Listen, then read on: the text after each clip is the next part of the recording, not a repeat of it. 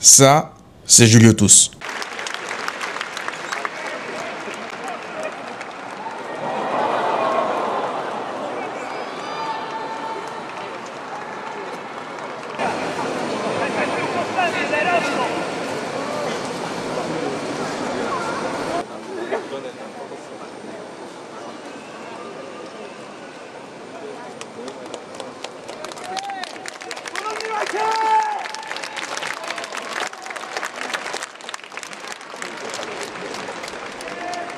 Du moins, l'œuvre de son travail lorsqu'il était encore à Tottenham. Ça fait un petit moment que je pense à faire cette vidéo parce que vous savez les amis, dans le foot, on parle très souvent du terrain, la tactique, les buts, les gestes techniques, les passes décisives, le spectacle, etc.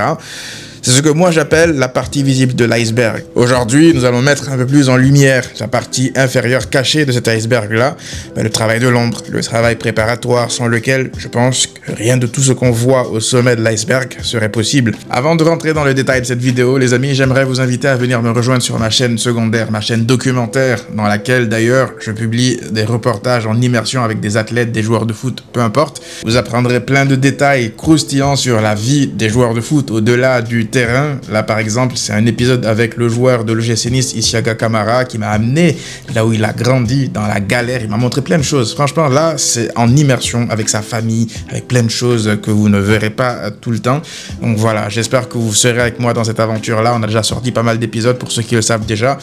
Donc voilà, je vous mets le lien en description. N'hésitez pas à donner de la force, les amis. Revenons au tonton qui fait tousser les joueurs. De son prénom, Julio. Comme je vous l'ai dit tout à l'heure, les amis, une équipe de foot peut compter dans ses rangs 50 artistes, esthètes, tout ce que vous voulez, du beau jeu, dans les petits espaces. S'ils sont incapables de tenir la cadence physique de ce que demande le foot intense de haut niveau, je pense qu'elle atteindra assez vite son plafond de verre face à des adversaires mieux préparés. Et maintes fois, on a vu le Barça, durant la dernière décennie, s'écrouler lorsque le seul talent ne suffisait pas à gagner des matchs. Messi a sauvé le Barça plein de fois, mais autour, ça ne marchait pas puisque physiquement, le Barça s'écroulait à la moindre difficulté. Messi, le génie, était là pour sauver. Le génie, il va te sauver pendant 60%, 70% du temps. À chaque fois qu'il y aura des difficultés, il sera là parce que c'est un alien. Mais quand il aura un jour off, c'est toute ton équipe qui est grippée. Donc cette saison, je trouve que le Barça semble être une équipe totalement différente de ce à quoi on était habitué. Plus fort dans les duels, plus combatif, plus endurant, plus compétitif. Et ce travail de l'ombre est pour moi symbolisé par un homme, Monsieur Julio Tous. Alors, qui est Julio Tous? Bon, là, les amis, je vais être honnête avec vous, c'est la partie que je vais expédier le plus rapidement possible parce que je vais pas vous faire une présentation Wikipédia. C'est assez facile à trouver ces informations-là. Tout ce que vous devez savoir par rapport à Julio Tous, c'est que c'est un mec très expérimenté dans son domaine, dans la préparation physique. Il a déjà, d'ailleurs, travaillé au Barça au début de sa carrière. Il a travaillé dans de grands clubs comme l'Inter, comme Tottenham, qu'on vient de voir avec Antonio Conte. Voilà, il a du succès partout où il est passé, c'est un mec extrêmement expérimenté. Alors, contrairement à ce que beaucoup pensent, je pense qu'il est quand même important de rappeler, de préciser que Julio Tous, ainsi que Pepe Condé, Rafael Maldonado et les autres ne sont pas arrivés dans l'équipe technique de Hansi Flick en début de saison. En fait, ils sont arrivés bien plus tôt. Ils sont arrivés la saison dernière, lorsque la direction du Barça, menée par Laporta et Deco notamment, avait estimé en fin de saison que l'équipe s'écroulait beaucoup trop lors des fins de match et qu'elle n'arrivait pas à répondre à l'intensité. Du coup, ils ont décidé de ramener cette nouvelle équipe de préparateurs physiques pour épauler Xavi lors de la deuxième partie de saison, vers la fin de saison, on va dire. Flick est arrivé après avec son équipe à lui également et les a intégrés directement dans son staff en leur donnant une très grande importance. D'ailleurs, pourquoi est-ce que je fais cette vidéo? C'est parce que Julio Tous a récemment sorti une interview dans laquelle il s'est longuement penché sur sa relation avec Hansi Flick. Il explique en fait dans cette interview à quel point il navigue, lui et l'Allemand, dans la même direction et que même lorsque Flick est arrivé, il lui a donné une autorisation complète, le feu vert vraiment maximal pour qu'il fasse de ses joueurs des machines. Il dit que voilà, il appréhendait un peu parce qu'il ne connaissait pas Flick, il connaît pas sa personnalité, son tempérament. Ça se trouve, Flick n'approuverait pas ses méthodes et c'était bien tout le contraire en fait. Flick est arrivé et il lui a dit: je te donne feu vert, je te fais confiance, je crois beaucoup en la préparation physique, donc je donne feu vert pour que tu fasses ce que tu veux de mes joueurs, carrément. Vous l'aurez compris, Flick et Julio Tous parlent exactement la même langue lorsqu'ils se rencontrent l'été dernier lors de la pré-saison, c'est-à-dire celle qui consiste à tuer physiquement les joueurs du Barça afin de les préparer comme il faut pour affronter cette saison en fait. Pour ceux qui se rappellent, lors de la pré-saison, en début de saison, lorsqu'on était encore en été, Je vous disais plein de choses par rapport aux vidéos d'entraînement que le club publiait sur les réseaux sociaux, sur la chaîne YouTube du FC Barcelone. Je vous disais que voilà, je sais pas si c'est juste moi, mais je sentais que le niveau d'intensité était quand même beaucoup plus élevé. On voyait des joueurs qui se rentraient dedans. Ce n'était pas le cas hein, durant ces dernières années. On ne voyait pas autant d'intensité à l'entraînement lorsque le club publiait les vidéos d'entraînement. Et il y avait des gens qui disaient effectivement c'est vrai, mais il y a d'autres sceptiques qui étaient en mode ouais non, je pense que c'est le club qui veut juste appuyer sur le fait que flic, allemand, intensité. Ben non, on voit clairement que l'intensité, le niveau d'intensité en tout cas aux entraînements a largement augmenté depuis que tous et flics sont arrivés et ça se ressent en fait sur la production des joueurs sur le terrain parce que comme dit Flick, ben, tu joues comme tu t'entraînes. Si tu te donnes à 100%, 110% je veux dire lorsque tu t'entraînes, ben, tu donneras le maximum aussi lorsque tu seras sur le terrain en match officiel. D'ailleurs, petite anecdote assez drôle, vous voyez la vidéo que je vous ai montrée lors de cette intro là, en début de vidéo on voit les joueurs de Tottenham morts lors de la pré-saison.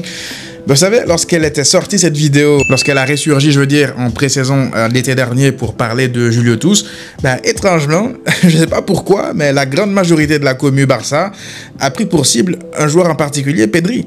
Ouais, Pedri. Pourquoi Pedri? Eh bien, tout simplement parce qu'il n'arrêtait pas de se blesser, déjà, ça c'est une chose, mais aussi et surtout parce qu'il avait fait une déclaration sortie de son contexte quelques semaines avant, vous savez, nos pages d'information, les fameuses qui réussissent hein, à toujours bien traduire les choses, du sarcasme. Bref, il y avait une page d'information sur le Barça, sur les réseaux sociaux, qui avait mal relayé une déclaration de Pedri. C'est tout simple, Pedri, il était dans un stream sur Twitch. Une question lui a été posée sur ses hobbies, sur ses choses qu'il aime faire, je veux dire, en dehors du foot. Et il a répondu en rigolant, en disant que lorsqu'il n'y a pas un ballon, ben, qu'il n'aimait pas trop courir. Par exemple, pour aller faire un footing, car il s'ennuierait dans un environnement où il n'y a pas un ballon autour de lui. Et les pages d'actualité ont décidé de publier cela de cette manière présente. Je n'aime pas courir si je n'ai pas le ballon, c'est ennuyeux pour moi. Oh my God, bro. Oh, hell no, man. What the fuck, man? Get your ass on, boy. You get your goddamn ugly ass. Ouais. C'était pas terrible. Ben, vous savez, il n'en fallait pas plus pour que tout le monde lui tombe dessus, alors que Pedri a toujours été vraiment le marathonien du Barça, et ce, depuis sa première saison au club. D'ailleurs, c'est l'une des raisons pour lesquelles il se blessait autant. Il était surutilisé, surexploité, et lorsqu'il est sur le terrain, il ne s'économise jamais, on le sait. Encore la dernière fois, à 10 contre 11 face à Benfica, c'était le joueur qui avait parcouru le plus de kilomètres dans le match. Mais vu qu'il a un physique d'esthète, les gens ont tendance à penser que c'est un mec qui n'aime pas se faire mal, qui n'aime pas courir, etc. C'est un mec qui récupère, les amis, beaucoup plus de ballons que Caicedo, qui est le joueur qui récupère, lui, le plus de ballons, je veux dire, en première ligue. Vous vous rendez compte? Pedri, c'est le joueur qui récupère le plus de ballons en Europe, devant Caicedo. Comme quoi, voilà, faut vraiment faire attention à tout ce qu'on lit sur les réseaux sociaux parce qu'on est assez rapidement induit en erreur. Et aujourd'hui, quand vous voyez le bienfait que cette équipe de préparateurs physiques apporte à Pedri, ben justement, je pense que beaucoup doivent se sentir mal de l'avoir pris à partie sur quelque chose dont il n'était pas responsable. Beaucoup pensaient qu'il allait mourir sous Hansi Flick et Julio Tous, mais c'est le contraire qui se passe. Il n'a jamais été autant épanoui dans son football. Julio Tous déclarait dans son interview que son objectif en tant que préparateur physique, c'était de s'assurer que ces joueurs courent comme des chevaux, oui, littéralement comme des chevaux, qu'ils puissent enchaîner 2 matchs à haute intensité et que lorsqu'il leur demande comment ils se sentent à la fin de ces 2 matchs-là, ben, qu'ils puissent répondre qu'ils sont prêts en fait à enchaîner un 3e match. C'est ce qu'il veut de ces joueurs, c'est ce qu'il veut faire de ces joueurs. Il veut des machines qui ne se fatiguent jamais, dans le domaine du raisonnable bien sûr. Voilà, donc il disait dans son interview que c'est bien de faire un effort intense sur une séquence de jeu, mais que c'est encore mieux de pouvoir répéter ces séquences intenses pendant 90 minutes, et ce, même dans les arrêts de jeu. Combien de fois a-t-on vu Barça cette saison à 10 contre 11 réussir à nous faire croire devant nos télés qu'ils sont toujours à 11 contre Benfica? Le Barça a un rouge à la 22e minute et termine malgré tout avec 48% de possession de balle. Contre le Real, le Barça a un rouge au début de la 2e mi-temps et on ressent à peine le poids du rouge. Tout ça parce que ça compense de partout. Les joueurs courent, pour le coup, vraiment comme des chevaux. Pour réussir à faire ça, il y a un travail de fond à mettre en place. Ça ne se fait pas du jour au lendemain. Hein. Pour ceux qui se rappellent d'ailleurs, j'avais sorti il y a quelques mois une vidéo dans laquelle je faisais une comparaison entre Xavi et Flick. Et je vous disais dans cette vidéo que si physiquement le Barça de Flick évolue à ce niveau, c'est bien parce que ils ne partent pas de zéro. Parce que de base, Xavi est un coach aussi qui prenait également au sérieux la préparation physique. Si Flick et tous étaient arrivés juste après Valverde, qui déclarait paraît, lui, n'accorder aucune importance à la préparation physique, je peux vous garantir, les amis, qu'à ce stade-là de la saison, le Barça serait en train d'aligner José Espirito Cervanza, la nouvelle pépite de 8 ans qui évolue encore en juvénile B, qui n'existe évidemment pas. C'est vous dire en fait à quel point le Barça serait en train de piocher en fait dans ces catégories encore une fois inférieures pour pallier à des absences. Si, je veux dire, Flick et tous étaient arrivés derrière Valverde, il y aurait eu tellement de blessés qu'ils seraient obligés encore une fois d'aller piocher chez les jeunes. En parlant d'infirmerie, l'une des plus grandes révolutions de ce Barça de Flick et de tous, c'est bien le nombre de blessés à ce stade de la saison, les amis. Alors, j'espère ne pas être l'oiseau de malheur, j'espère ne pas jinx la chose, mais je me rappelle plus c'est quand la dernière fois, les amis, que le Barça a réussi à arriver au mois de mars avec si peu de blessés. Ce qui est encore plus fou, c'est que lorsqu'on regarde la nature de ces blessures, il n'y a que Andreas Christensen qui est fait en papier mâché, qui a encore des problèmes de blessures musculaires, la vérité. Les seuls, on va dire, autres, Bernal et Ter Stegen, se sont fait les ligaments, même Casado récemment, c'est un peu un coup en fait, c'est pas des blessures musculaires à répétition. Il y a eu Dani Olmo qui est arrivé, qui a eu aussi des blessures à répétition musculaire, mais voilà, c'est quelqu'un qui doit aussi être traité, un peu comme ils l'ont fait avec Pedri. D'ailleurs, ils l'ont dit qu'il y a un système mis en place pour essayer d'améliorer tout ça. J'allais oublier aussi Inigo Martinez, c'est vrai, sauf que lui aussi, toute sa carrière, c'était un injury prone. Sauf que Inigo Martinez, le nombre de matchs qu'il a enchaîné cette saison, honnêtement, surtout à son âge, je ne le voyais pas jouer autant de matchs. Ça perd avec Koubarsi, ils ont enchaîné je sais pas combien de matchs d'affilée titulaires, sans aucun pépin physique. Donc là, ces derniers temps, il recommence à se blesser un peu, mais voilà, je pense que sa dernière blessure était plus diplomatique qu'autre chose pour empêcher de l'amener en sélection. Je me rappelle ici la saison où le Barça gagne le championnat en Ligue des Champions. Tu te retrouves au bout d'un an en Ligue des Champions, les amis, avec toute ta défense blessée. C'est-à-dire que, en fait, ça a eu un impact tellement immense sur le déroulé de la suite de ta saison. Tu as été éliminé, tu as été reversé en Europa League parce que toute ta défense était absente. Tu as été obligé de ramener littéralement, quasiment Piqué de la retraite pour l'aligner contre l'Inter.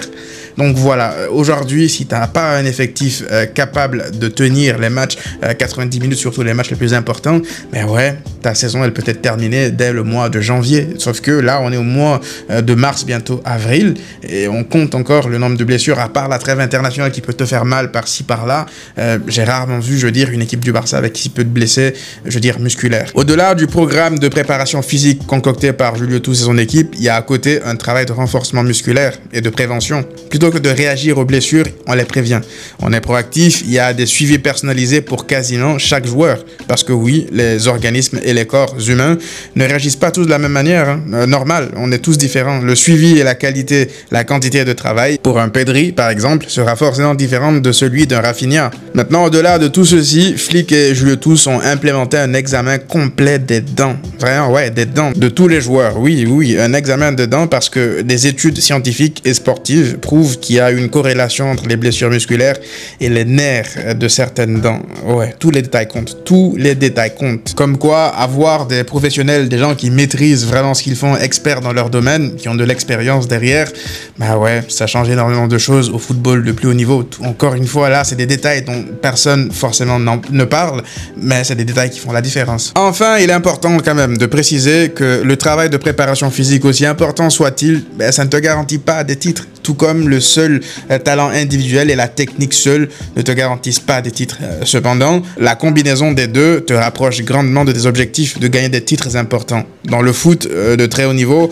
les meilleures équipes sont celles capables de réunir en fait ces deux conditions de manière pérenne, de manière constante. Le foot est fait de détails, de momentum et même parfois de chance. Tu peux dominer une équipe physiquement, techniquement et tactiquement, mais perdre quand même le match sur un hold-up. C'est arrivé au Barça de Pep plein de fois, notamment face à l'Inter. C'est arrivé même au Barça de cette saison de dominer outrageusement et quand même perdre ou en tout cas être accroché. Mais si tu réunis toutes ces conditions-là pour avoir du succès de ton côté, tu as plus de chances de gagner ces matchs que de les perdre. Et si tu les rejoues ces matchs 10 fois, il y a de grandes chances que tu les gagnes au moins 9-8 fois. Bref, si actuellement le Barça est compétitif sur absolument tous les tableaux au mois de mars, bientôt avril, c'est bien parce qu'il réussit pour la première fois depuis de longues années à se comporter comme une équipe de niveau élite est censée se comporter à tous les niveaux de préparation. Ce qui permet en fait aux talents de s'exprimer car ils sont en pleine possession de leur capacité physique. Après, derrière, naturellement, ça ne te garantit pas de titres. Là, je suis pas en train de vous dire sur cette vidéo que ça y est, le Barça est de retour au plus haut niveau, donc ils vont tout rafler. Le foot, encore une fois, est fait parfois de choses imprévues. Tu peux être largement meilleur que tes adversaires et perdre des matchs. On le sait tous, le foot, ce n'est pas une science exacte. Tu peux faire tout bien et quand même perdre des matchs. Mais lorsque tu fais tout bien, en tout cas, tu fais grandir encore une fois tes chances de pouvoir gagner. Et c'est ce que le Barça est en train de faire, de préparer le terrain en tout cas pour se donner les chances de gagner.